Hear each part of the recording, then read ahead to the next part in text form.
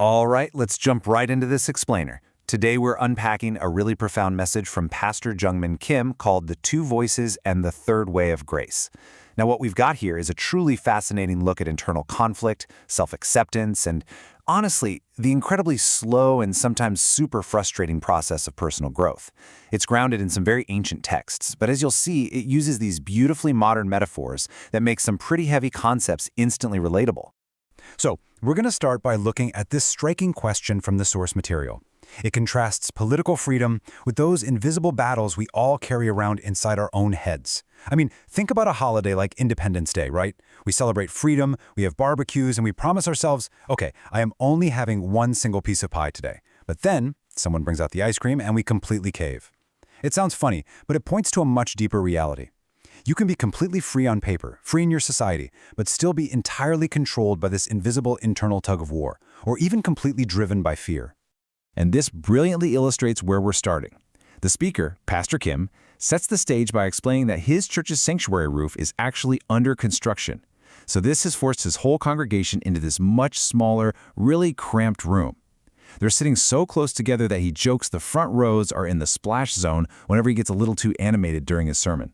But honestly, this physical messiness, this state of being totally under construction and crammed together where literally no one can hide, it sets up our foundational theme perfectly. It's a great reminder that humanity, much like that building, is messy, intimately connected, and very much unfinished. Okay, moving on to section 1, the two voices inside.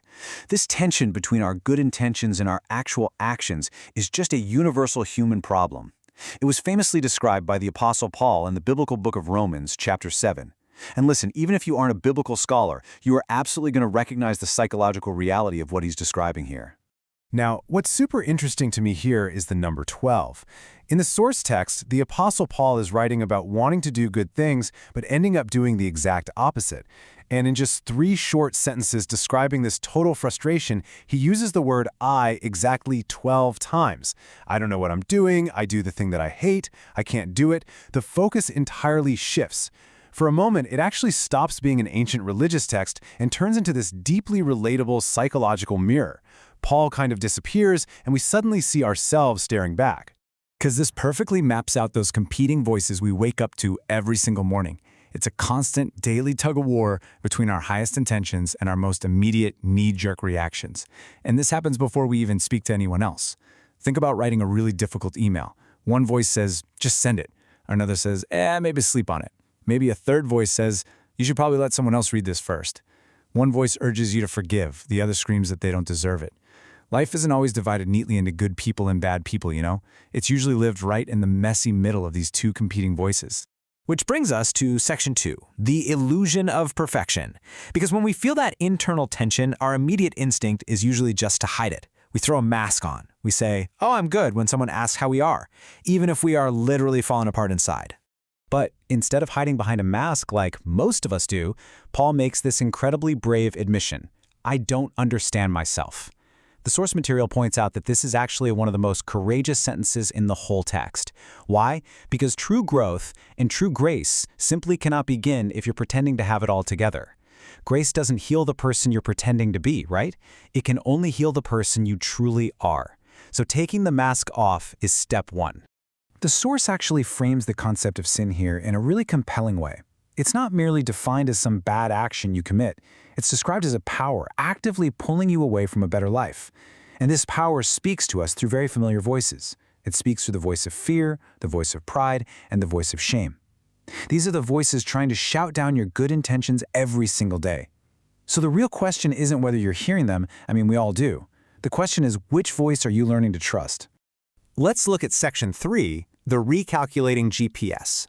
To explain the solution to these warring voices, the source material uses this brilliant modern metaphor that I absolutely love.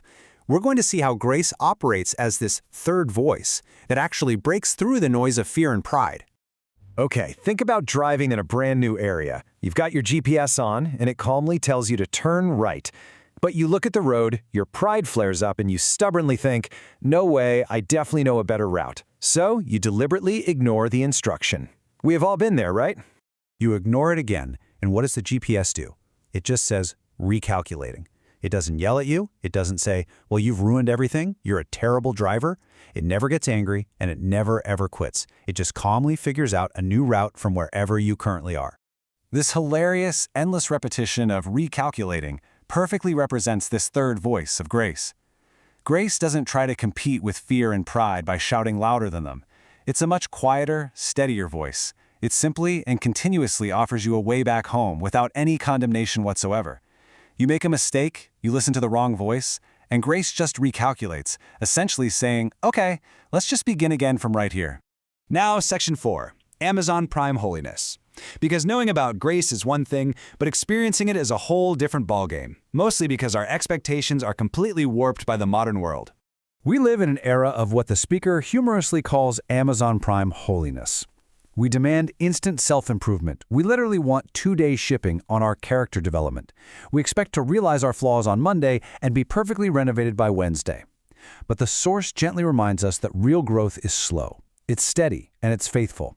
It acts much more like a patient carpenter, meticulously shaping a piece of wood over time, rather than an overnight delivery service just dropping a finished product on your front porch. And that leads us to Section 5, Still Under Construction. Bringing our thoughts full circle back to that messy church room we started in, just like walking past the ladders and the noise of a roof repair week after week without giving up on the building, we really shouldn't give up on ourselves. Being a work in progress isn't a failure.